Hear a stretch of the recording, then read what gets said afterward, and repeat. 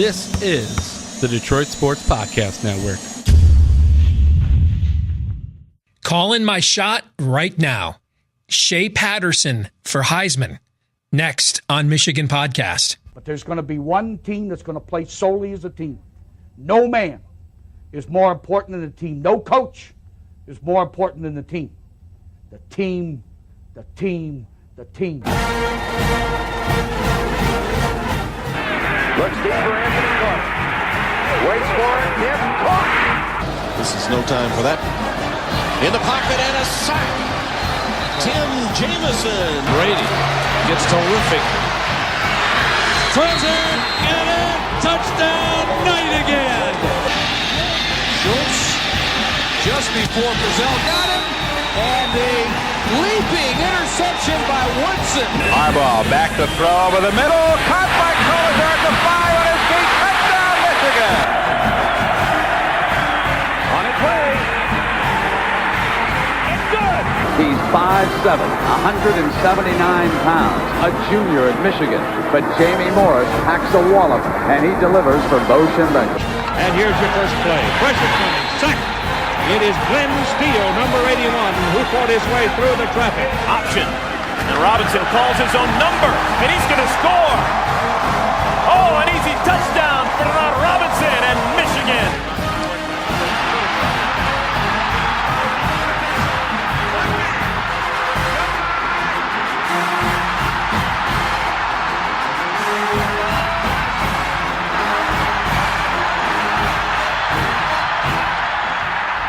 Win it. We're going to win the championship again because we're going to play as a team. And when we play as a team and the old season is over, you and I know it's going to be Michigan again. Michigan.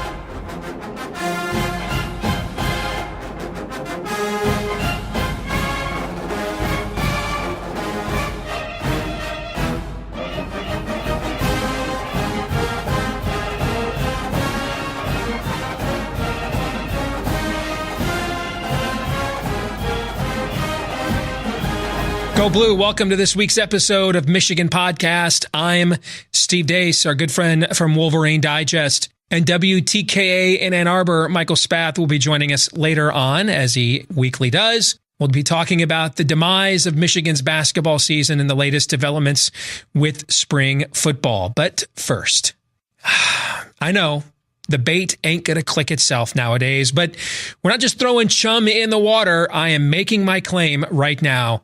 Shea for Heisman. When it's all said and done, Shea Patterson, I believe, will get more Heisman Trophy votes this fall than any other player in the Big Ten, even more than Jonathan Taylor at Wisconsin, because frankly, it's become more of a quarterback award anyway. But there's a few reasons for this, but the biggest one of them all, the switch of the offense. Josh Gaddis and Jim Harbaugh, apparently, they're serious. Michigan is going to more of a spread style attack, a no huddle attack. Well, that just so happens to be the offense the former 5-star recruit ran so effectively in the Southeastern Conference. I think he's going to put up monster numbers when you look at the receivers that Michigan is bringing back this year. I mean, Tariq Black, Nico Collins, Donovan Peoples-Jones, those three guys alone look like the receiver line at the NFL Combine. You throw in young receivers like Mike Sandristil, who is starring in the spring, the young players that we saw begin to emerge last season, like Oliver Martin, the speed and athleticism at tight end with guys like Nick Eubanks, Mustafa Muhammad, I think, and then 4 returning starters on what was the most improved offensive line in the country last year. And then you look at the schedule. You know, Notre Dame loses quite a bit on defense, including an All-American corner in Julian Love. Ohio State lost its 2 best defensive backs to the NFL, and their secondary wasn't a strength a year ago. Michigan State loses its best safety, its best corner, Justin Lane, early to the NFL draft. When you look across the landscape of the rest of Michigan's schedule, you don't see a lot of guys and a lot of teams that are going to be capable of covering all of the speed and space face Michigan's going to bring to the table. And then when you look at the backups to Shea Patterson, whether it's Dylan McCaffrey or Joe Milton, those guys aren't going anywhere. In fact, they may have more long-term potential than even Patterson does. I think Shea Patterson this fall, with all of those things working in his favor, not to mention the aforementioned schematic shift, I think he's going to put up monster numbers this year. I think he is going to erase every single season passing mark in the Michigan record book, and he's going to do it from one of the biggest brands in college football. He's going to do it every single week on national television. I saw one sports book had the odds at plus 2,800 for Shea Patterson to win the Heisman. I'd be taking a look at that as a potential ROI right now. So it's not an April Fool's joke. We're not through spring football. I am calling my shot right now. Shea Patterson is going to be a Heisman Trophy candidate for Michigan this fall. Thank you to all of you that are supporting us here on Patreon. We get asked frequently, hey, what can we do to support what you guys are doing here at Michigan Podcast? And one of the best ways to do that is to support us with a very inexpensive nominal contribution at Patreon. And as you can see, throughout the course of the year for our Patreon supporters, we do give you exclusive content we don't offer anywhere else, just as a way of saying thank you. So to all of you that have supported us throughout the year at Patreon, thank you. Thank you in advance to those of you who are willing to sign up and do so in the future, and go blue. All right, back here on Michigan Podcast, Michael Spath from WTKA in Ann Arbor, and Wolverine Digest joins us now here on Michigan Podcast. Good to see you, brother. Go blue. How are you?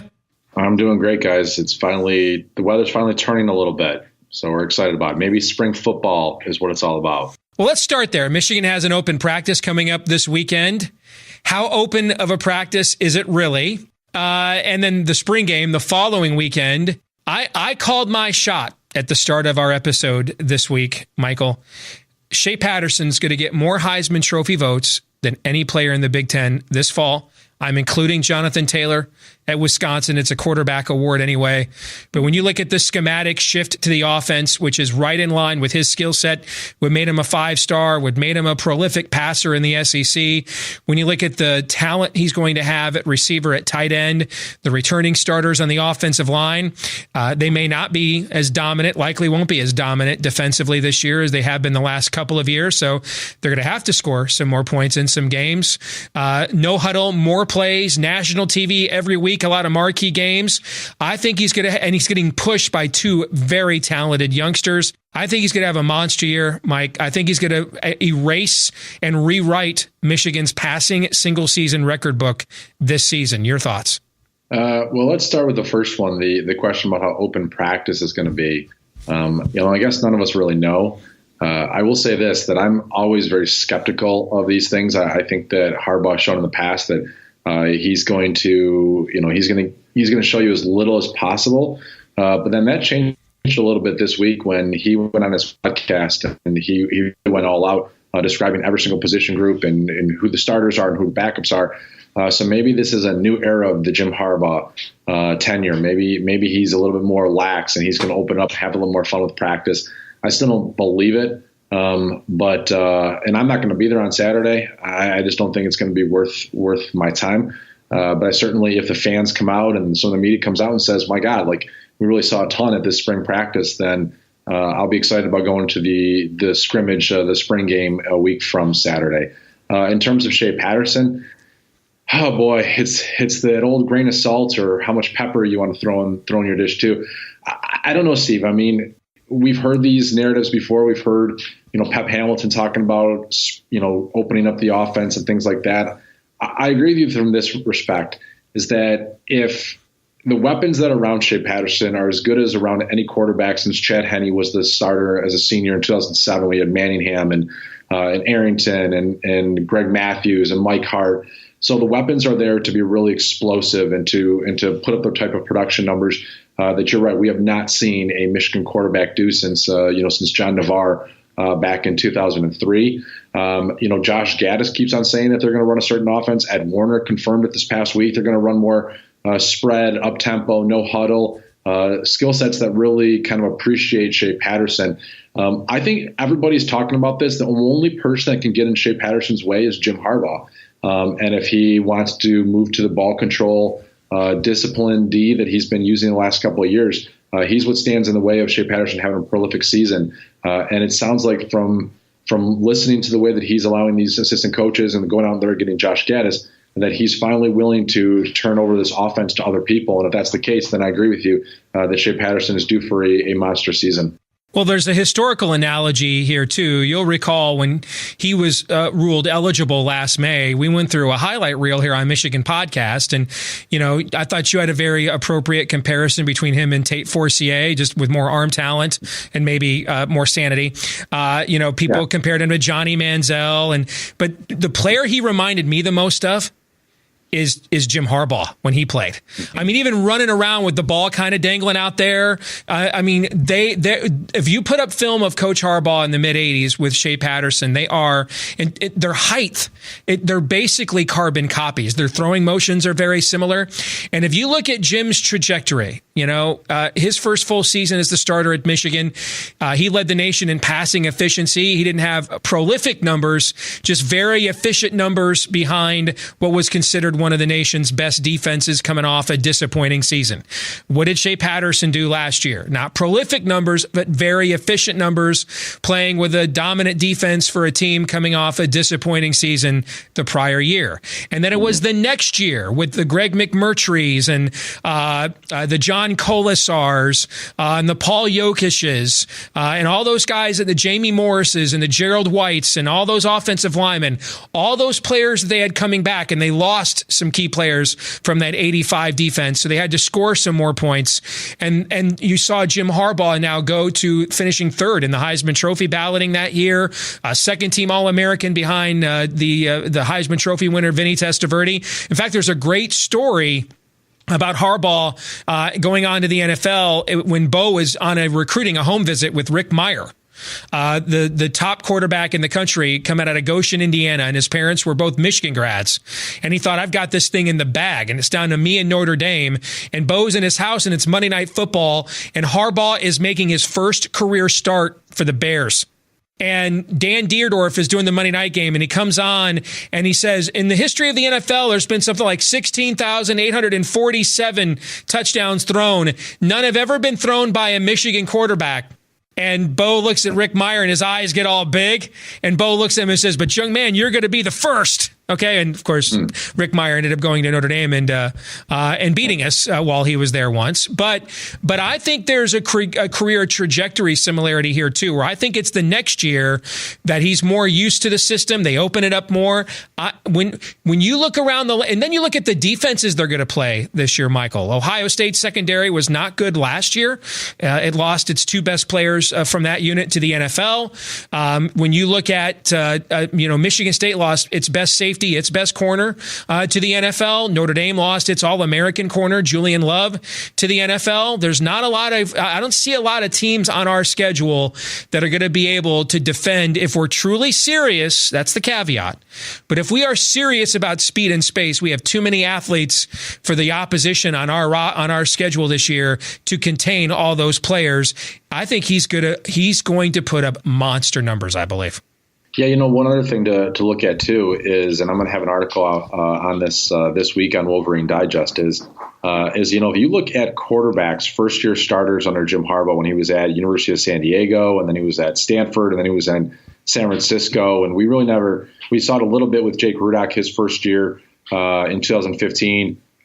Essentially, guys that have been first-year starters under Harbaugh, he has kept under wraps. He's never let any first-year starter for him just go wild and nuts in terms of throwing the football. That guy's almost had to prove himself and earn Jim Harbaugh's trust and respect. And then that second year, Andrew Luck is a perfect example.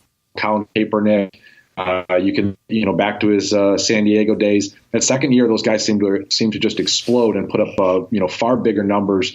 Not twice as much, but generally like 1.5 times as much as they did the year before. And so I wonder if that's going to be the case again. And we started to see it a little bit in 2015 with Jake Rudock, where the first 6, 7, 8 games he didn't really have much of a leash, and then they just turned him loose, and he put up he put up essentially a season's worth of stats in the last 5 games of the season. And so maybe we would have seen that with Wilton Spade a year ago if he doesn't get hurt in the Purdue game, or 2 years ago I should say. But I think we're going to see that with Shea Patterson, where now Harbaugh trusts him. He knows he can take care of the football. He knows he's a leader. He knows that the guys trust him. And I think you're right that we should see this prolific season from the quarterback that we really haven't seen. I mean, as incredible as Michigan football has been over the course of the last 50 years, we have seen very few top-notch, just crazy number, video game number quarterback performances. I mean, it's commonplace nowadays for guys to throw for 3,500 yards. I think if you look in the last 5 years, there's probably been about 100 quarterbacks that have thrown for 3,500 yards. And in Michigan's history, they have 2 quarterbacks that have thrown for 3,000 yards, and that's it. And so, yeah, it should be a number that it gets eclipsed by week 9, by week 10, and blown past as on their way to Ohio State. Let's look at some broader spring football issues before we turn our attention to basketball. I know on your show this morning, you were kind of comparing what one of the sources you have close to the team had told you he had seen in the spring vis-a-vis in comparison to what Coach Harbaugh, is it just me or is this the most open Michigan has been? I wonder if this is part of Jim is kind of embracing more of this college coach CEO role, and and he's going to be more of the front man for the program, and selling the program and doing more media and being more open to the media when he's kind of been accused of being a media whore, and he's actually shunned it at virtually every opportunity. This is tomorrow's the second press conference of spring football. I mean, that's still my beating heart stuff. Two pressers in one spring. I mean, that's I'll tell you, Steve. The media whore thing is such a misconception. The media, Jim Harbaugh has never been a media whore. The media has been obsessed with Jim Harbaugh. Agreed. Yeah. And from the get-go, anything that he did, I mean, he would walk out of his house and, oh my God, Jim Harbaugh's smelling the flowers in his own garden. I mean, that type of stuff is so the media turned him into the number one story. They turned him into LeBron. They turned him into Barry Bonds. They turned him into, whoever, Tom Brady, in terms of having to cover every little detail. But Jim never went out and sought it. Jim was just trying to live his life. It's just the fact that he's so eccentric and different than most college football coaches that he was providing a lot of opportunities outside of football for the media to grab a hold of, like going to see a taping of Judge Judy, or going and being the third base coach or the first base coach for the Oakland A's and taking his team to Europe. I mean, he was doing things that the media was like, wow, we got to pay attention to this. So he was never a media whore. In terms of how open he is, I mean, it was a podcast. He did a media press conference early on in the spring. I'll be curious to see on Wednesday when he meets with the media after giving away so many details in his podcast with Ira Weintraub and his dad. Is he much more forthcoming in this Wednesday press conference? If he is, then I'll say maybe there's been some type of change in Jim Harbaugh. But if he goes back to, hey, I had a press conference, but it was 15 minutes long, I answered 30 questions in those 15 minutes, and each answer lasted about 8 seconds, then maybe we've just kind of jumped to conclusions that something's different. Was there a big discrepancy or two, or clarification or two, from what your little birdie who's been to spring practice told you compared to all of the public information Coach Harbaugh and others have put out there so far? Yeah, the only thing I would say is, Jim Harbaugh went through every position group and who was standing out and who was playing really well and who was starting at certain things. The only thing I would say is that there is a concern about, he went through and said, well, this guy's our number 2 and that guy's our number 2 and they're looking good. The guy that I talked to who knows defensive line really, really well, essentially said there's a pretty significant concern after the starting group. Doesn't think Josh Uche is an every down player still, says they don't really have. He said the role that they had from a year ago is essentially the role that they have for him this upcoming season, 7 practices into the spring. So that's, that was a little disappointing to me. He did tell me that Aiden Hutchinson and Kwity Paye, which is also what Jim Harbaugh said, has looked really, really good. He says the starting 4 looks as good as he has seen a Michigan starting 4 look each of the past couple of seasons with Jim Harbaugh. He said the big difference is that after that starting 4, they've got some real concerns about who's going to step up and be in those places. That's pretty reminiscent, actually, of 2017 when you had that 2016 that was rolling defensive linemen like hockey lines. And we got a chance to see Rashawn Gary, Chase Winovich, and these guys playing a lot as backups, but playing meaningful snaps from a depth perspective. The next year, you knew those four guys, Winovich, Gary, Mo Hurst, and there's one more player I'm forgetting, but you knew that front four was good. You just couldn't name who the next two or three guys were.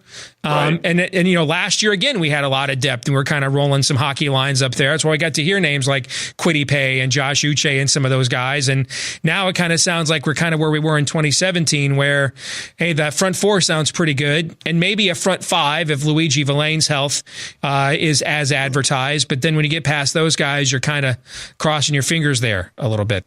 Yeah, I think there is. I mean, there's a lot of talk about Donovan Jeter, which is a huge positive because he's a pure tackle, right? Yeah, he's a pure tackle. Carlo Kemp, they're raving about.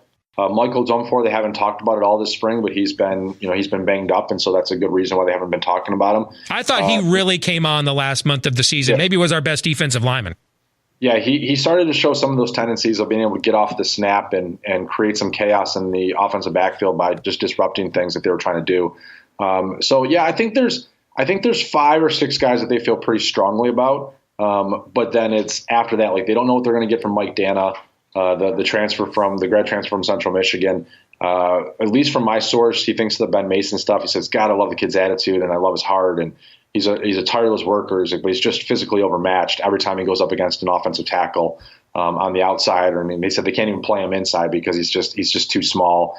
The Uche thing saying, he's not an every down back. Like they can't put him in there and have him play against the run. They need to put him in there in situations where he's just blitzing the passer, like he's done in the past. So I don't know. I think when you look at it, that's if we're talking about a defensive line that they feel good about 6 guys, but they don't know who their 7th or 8th or their 9th is. Sure. I mean, that's still a pretty good problem to have. I mean, yep.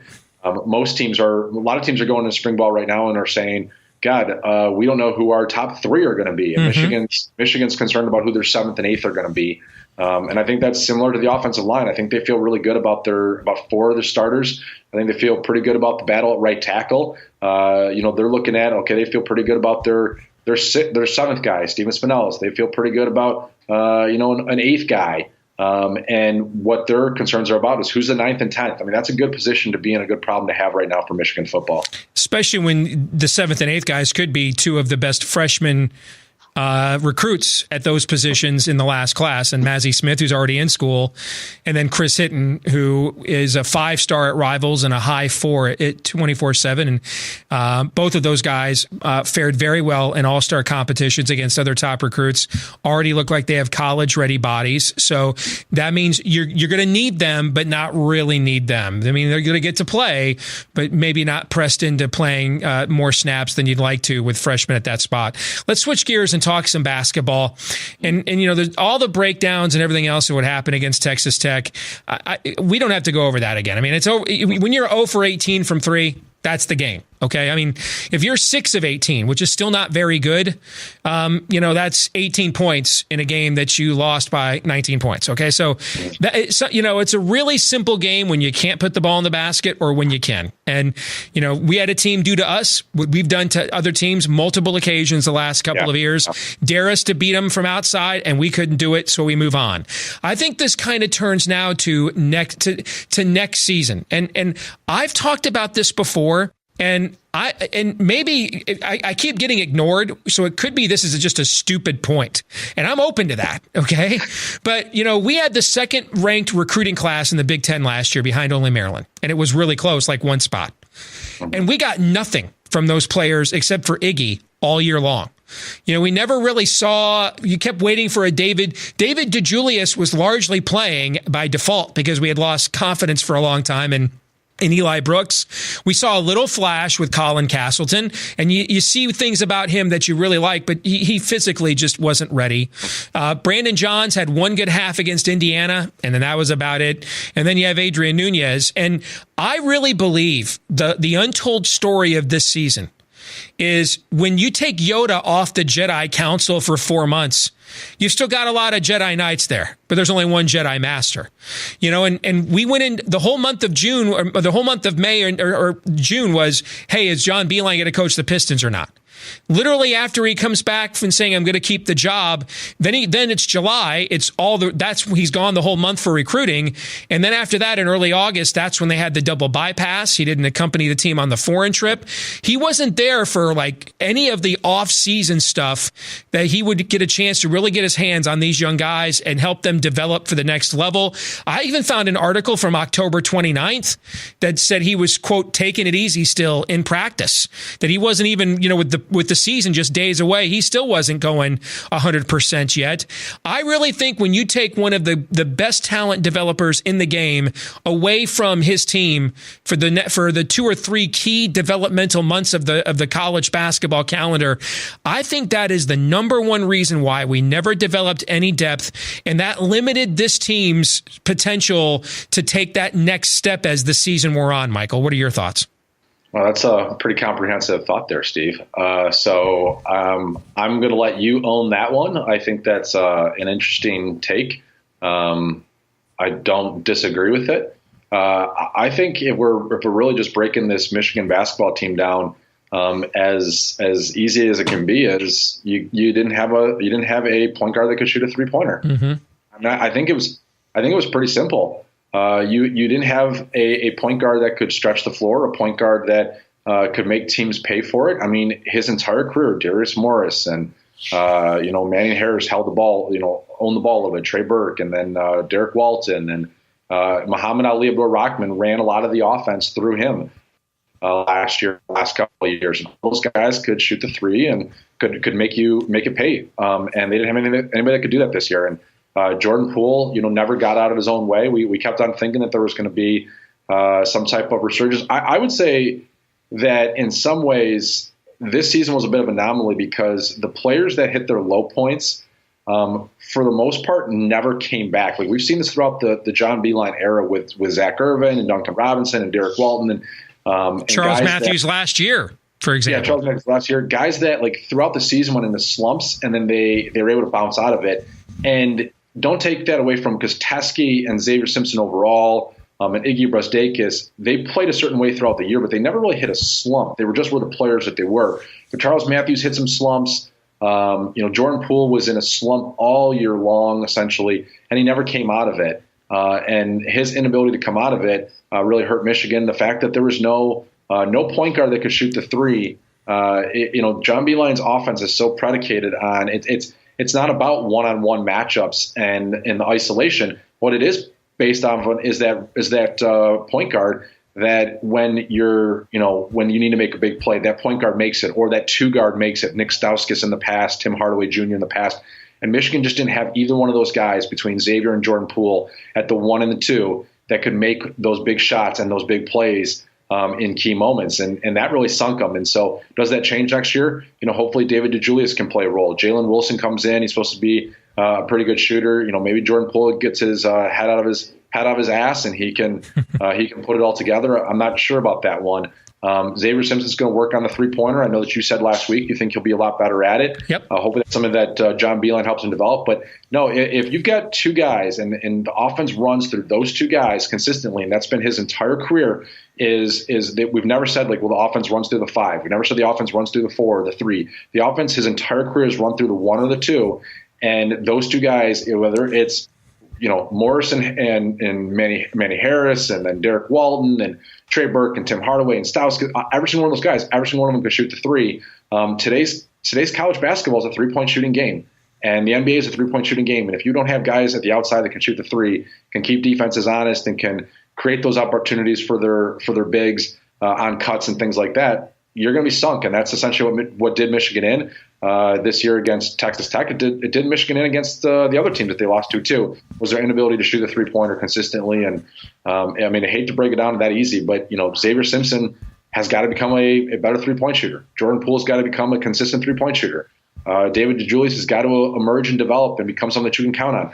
Those are things that have got to happen for next season. But I will say this, with John Beilein at the helm, I'm confident that they will be, or they'll find the right people to make it happen going forward. I think you'll see guys like Castleton and Johns take massive leaps with a full year of Cam Sanderson, but then a full year of John Beilein getting his hands on him as well. Final question. What are you hearing about there in Ann Arbor about Poole, Brazdakis, their NBA futures? Because if you look at, we all assume Charles Matthews is moving on now that he's got his degree, but he has another year of eligibility.